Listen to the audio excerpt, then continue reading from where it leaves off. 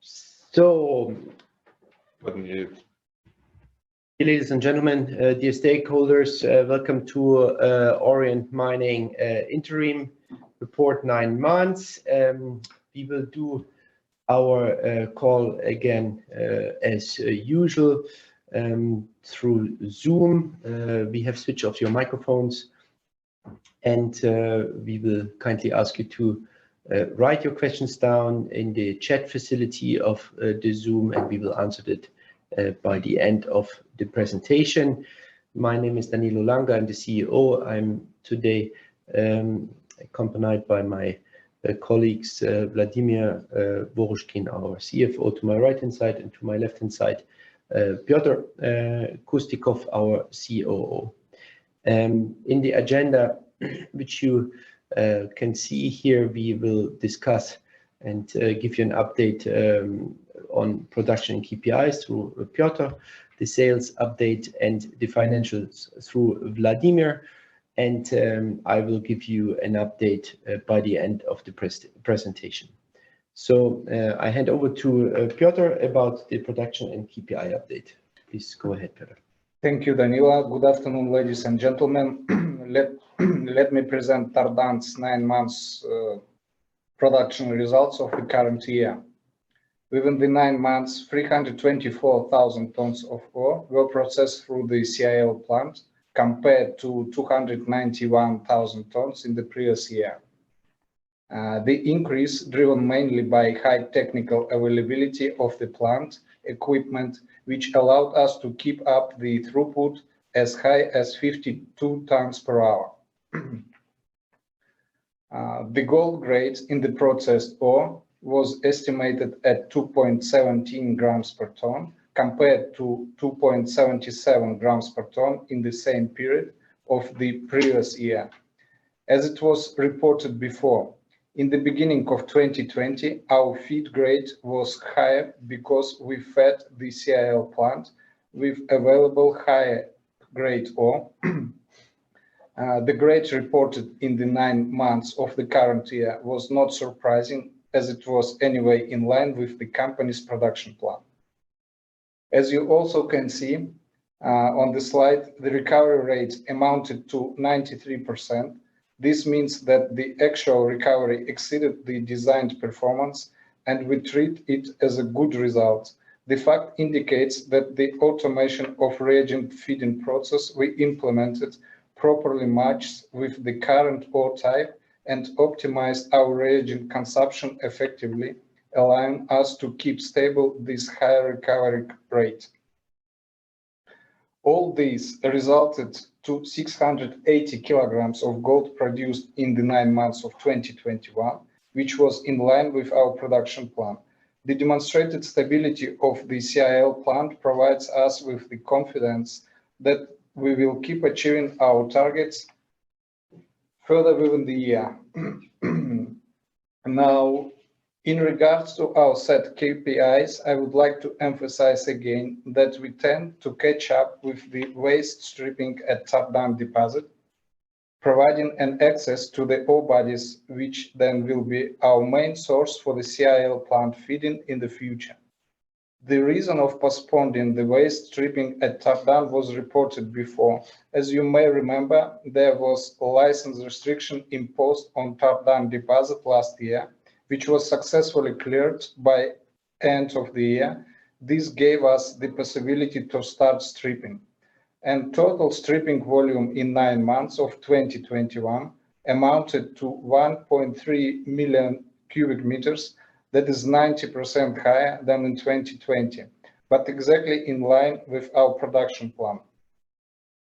As you can see on the slide, the ore mined in the 9 months amounted to 316,000 tons at the average grade of 2.16 grams per ton, which was also in line with our production targets.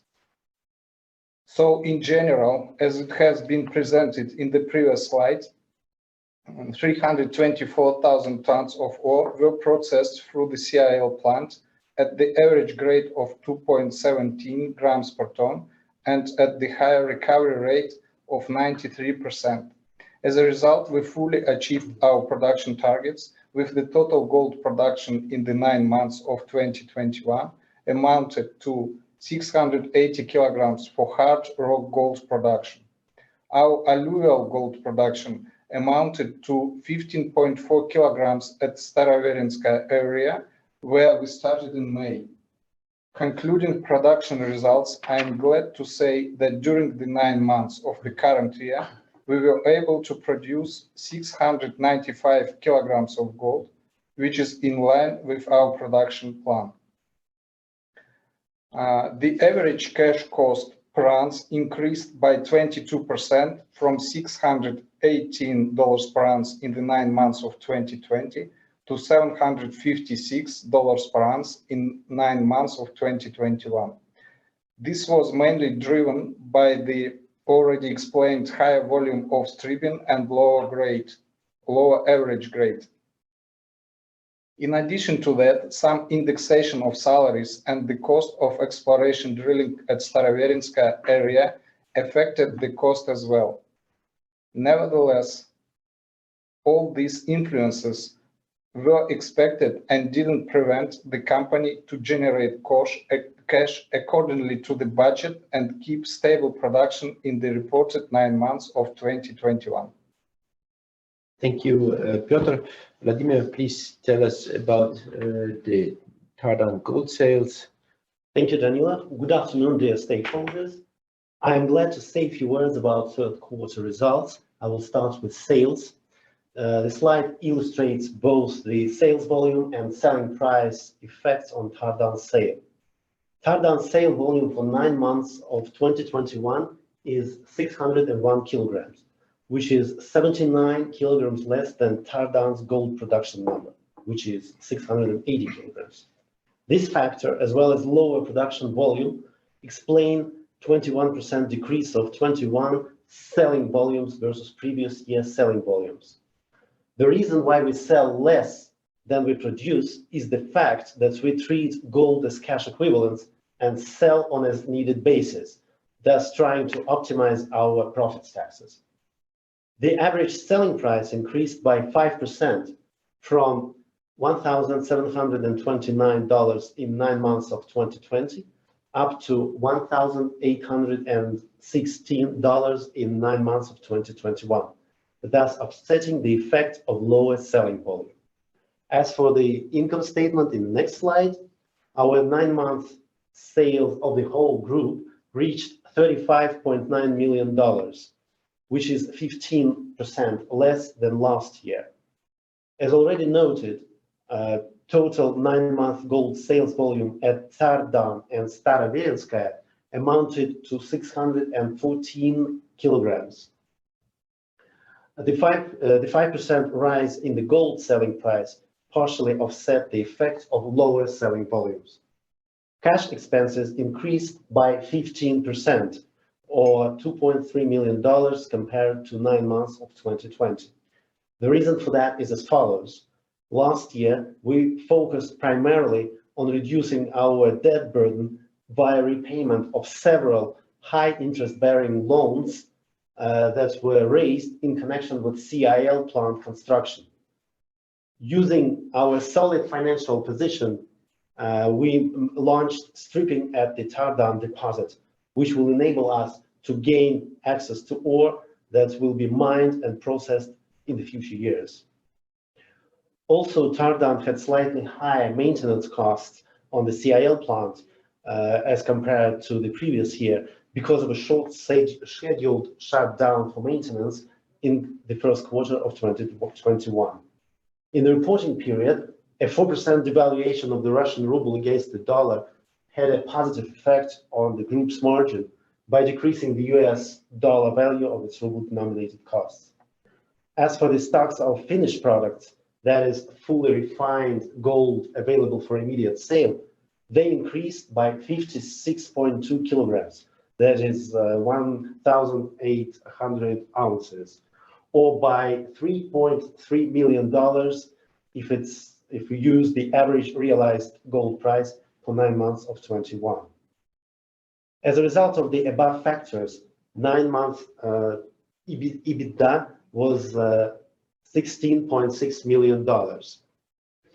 As for the company's financial expenses that are represented by interest on loans and borrowings and lease liabilities, they reduced by 54% compared to the previous period. Interest expenses declined primarily due to the following two factors. The first one is the repayment of the loans, and the second factor is the reduction in the average interest rate on B2B loans from 9.4% to 4.6%. As for the net profit for 9 months of 2021, it was $4.3 million. It should be noted that we used a very conservative accounting treatment. We set up an additional provision for waste disposal in the amount of $2.2 million, which was accrued by Tardan Gold for the years to 2019-2021. The amount for 21 was estimated at approximately $1.1 million and has also been accrued for conservative accounting reasons. As for the next slide, we show you the traditional EBITDA bridge that clearly demonstrates major drivers behind EBITDA changes versus the previous year. The primary factors are volume effect. This is equal to $8 million because of 19% decline in the selling volume and increased production costs because of additional stripping. These were partially offset by a rise in the gold prices, $1.7 million, and increased stocks of finished goods and stripping assets, which is $1 million. As for the next slide, I would like to say a few words about the consolidated cash flow statement. Our net cash flow generated from operating activities decreased by $10 million and amounted to $12.9 million in the reporting period. This reflects the decline in gold sales volume by 19% over the course of the last 9 months. The driving factor was a decline in selling volumes because, as already noted above, the management intends to sell on as-needed basis. In addition to the above factors, $1.1 million of proceeds from 30 September gold sales will be reported on the face of the fourth quarter 21 cash flow statement because these proceeds were credited to the bank account on the 1st of October.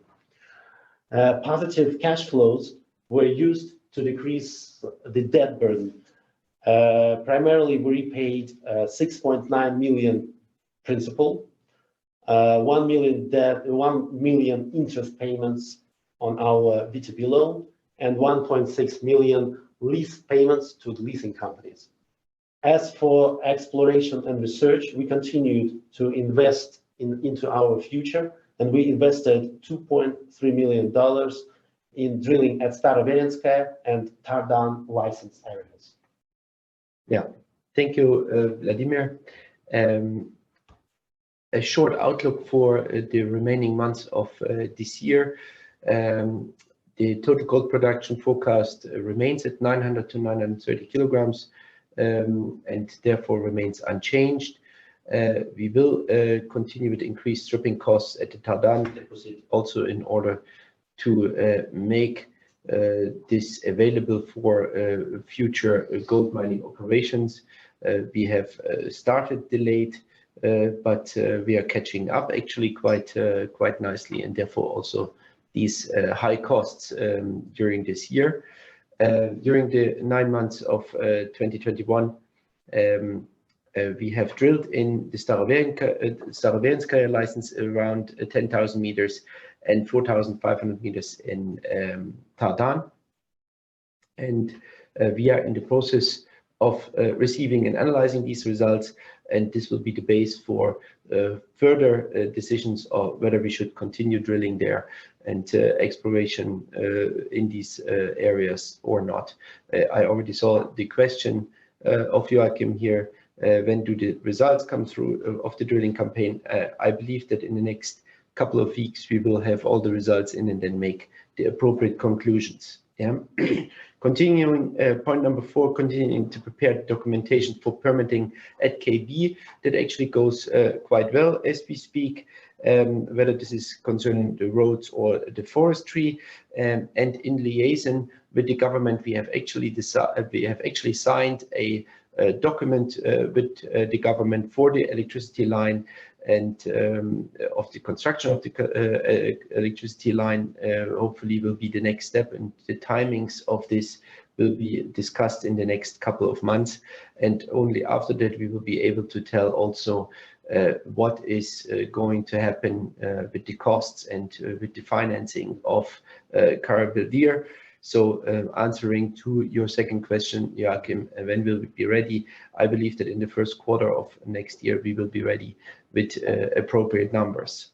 And last but not least, as we are going through the fourth wave in several countries worldwide, we have launched a program in our operating license in Tardan, but also in Starovinsk, where we have vaccinated already above 80% of our working staff. And obviously we want to continue with a booster as soon as we have the vaccine available. Please feel now free to send us any questions through the chat facility, and we will be happy to answer them.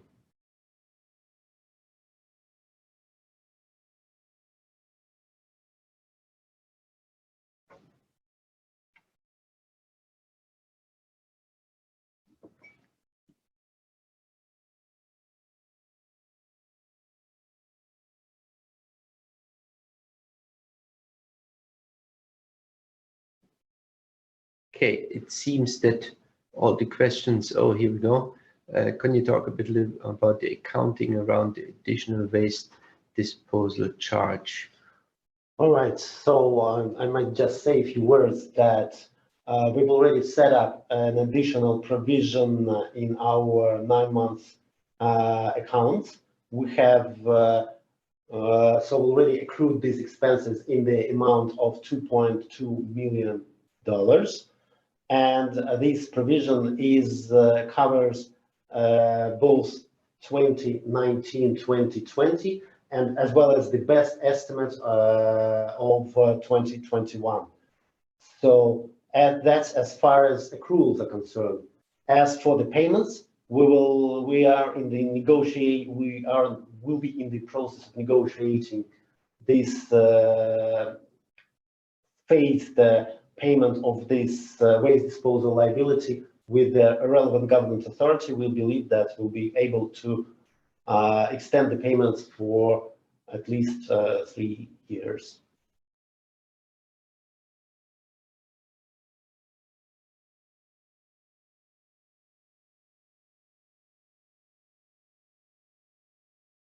Okay, yeah, then could you comment on the latest news of the alleged false insolvency petition by Tardan Gold?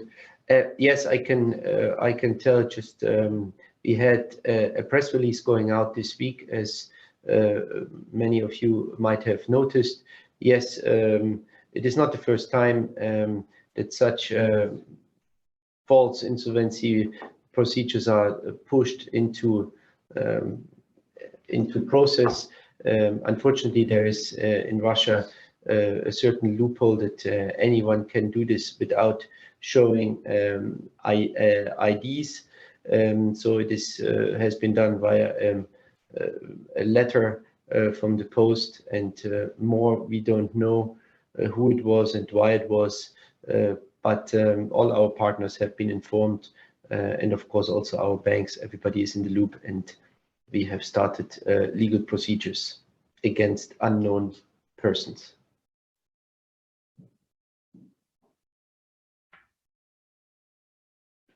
Okay. Can you talk about how you see the time of KDV progress in production in 2026? Yes, I think this is strongly depending on the electricity line, as we already earlier mentioned. But we are in very, very close contact with the government right now, and also with other parties which will be connected through this electricity line. So I think the timing will be correct. End of 25. Maybe 26, but we believe that this is the right kind of correct timing.